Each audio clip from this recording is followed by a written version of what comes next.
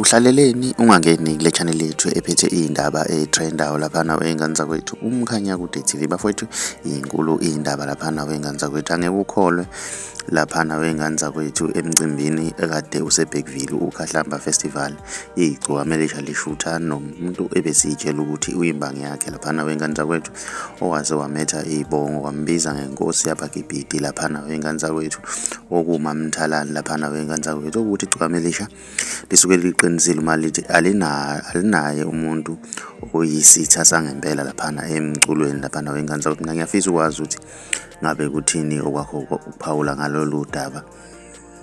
Ake sidibane kwi-comment section ngizwe ukuthi wena ngabe kuthini okwakho ukuphawula. Mawumusha ngiyacela usigcinele subscribe, ugcinele nebell ukuze uzothola njalo ama-notification uma siphosta ivideo entsha.